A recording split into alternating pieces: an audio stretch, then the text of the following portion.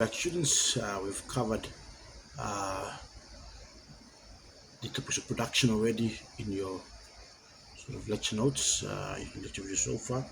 Now we're going to go on and look at the topic of the indifference. I will look at consumer behavior. We'll look at consumer behavior first, and then we will go on to look at the topic of indifference curve and the budget line. But so consumer behavior is very, very important in microeconomics because of the fact that consumer behavior determines a lot of things. One of the basic things it determines is what is being produced in the microeconomic level in an economy.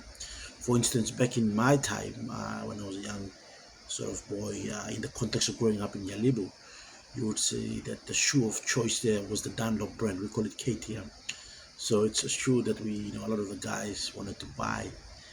KT's and to wear around. It was a fancy shoe at the time.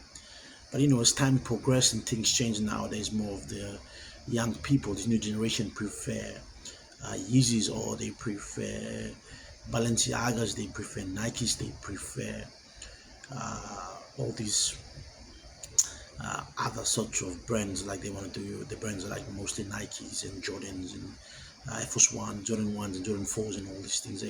So things have changed as consumer perception has changes. Now you see nobody carries around a Kodak film camera. Every camera basically comes with an iPhone that is of sublime and supreme quality that you can use. Or for instance, back in the day, people wanted to eat a certain way, wanted to dress a certain way. Nowadays, simple things like, for men, most people prefer jeans. Back in the day. Nowadays, guys like to prefer these jump tracksuits that goes narrow on the legs when you wear them. So consumer behavior sort of changes over a period of time, or over a decade or century or even millennium, and then firms have to basically be able to adapt and innovate.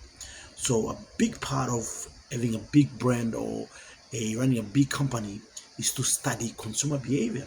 So when you study consumer behavior, it tells you what's trending, what people are demanding. It tells you all these things.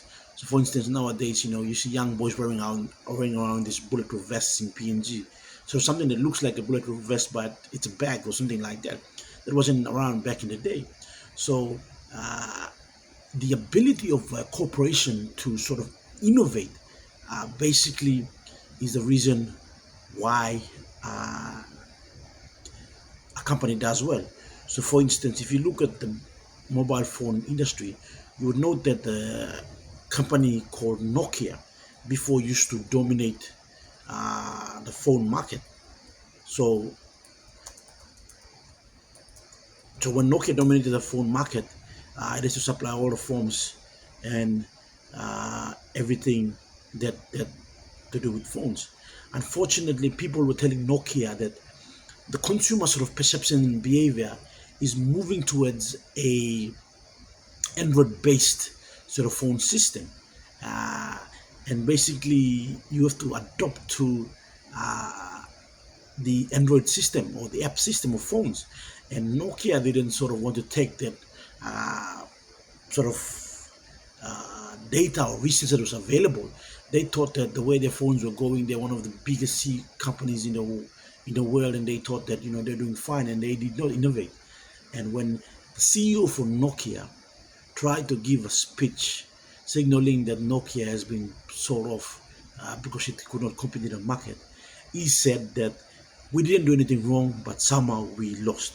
So basically, he said that during the press conference to announce Nokia being acquired by Microsoft. He said that we didn't do anything wrong, but somehow we lost. Upon saying this, all his management team, including himself, they cried. They didn't do anything wrong, but the world changed so fast. Business changed. Consumers were moving into the Android space and the app space in terms of phones, and Nokia should have adopted, should have gone with the changing times. However, they did not. That's why in today's sort of world and today's sort of market mechanisms or marketing part of companies, sort of structure, it is important to have platforms, important to have a source of information feeding you what is the current trend in the market. So marketing and research is a very, very important aspect of very big companies, because they have to keep up to date with the market.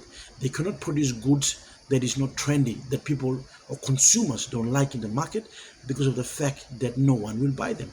And if no one buys them, they will not make profits.